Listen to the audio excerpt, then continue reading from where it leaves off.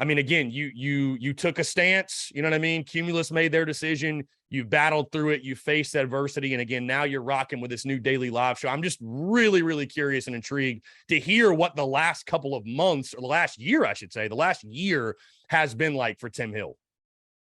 It's been nuts, man. I don't know how to put it another way than that. It has been the weirdest, strangest, most alien feeling year of my life by far, and nothing even compares.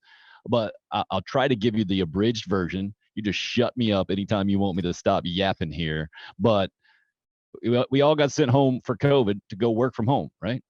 I right before I got the full-time morning show gig at 107.5 The Game, I ended up moving from Columbia actually up to close to Fort Mill, where you were near my house the other day. Why wouldn't I swing by and have a beer or so? But so I was commuting every day for 3.5 years. Then COVID hits March 2019, right? They sent everybody home, doing the show from home, which I would prefer not to do, actually. I much prefer actually sitting in a room with someone and talking to them, but it was what it was.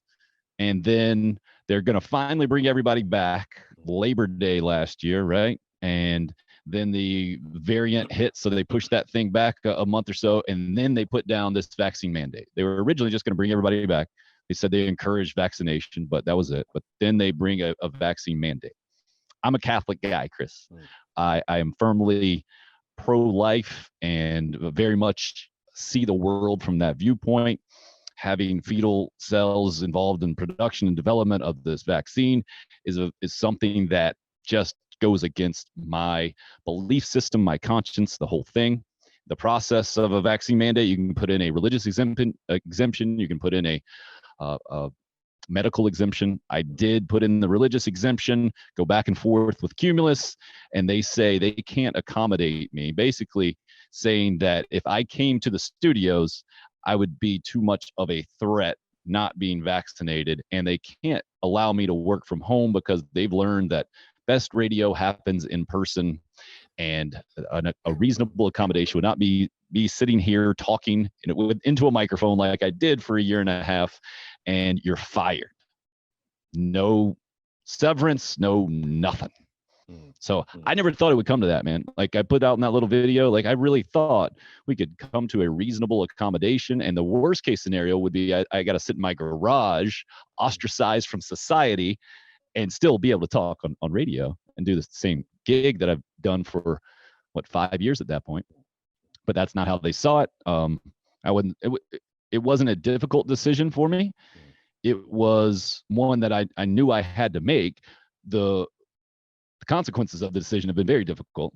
It meant not having a job, not knowing where to turn next to support my family of 5. The most immediate thing that I did was get that UPS job around Christmas. My sister-in-law works for UPS, said, hey, you might want to do this. Did that at the beginning of the year. That ended. So I was a substitute teacher for a few months in the Fort Mill School District. And that's how I did some part-time work. Then started up this new show / podcast. I don't know what you call it. You're the expert on this thing.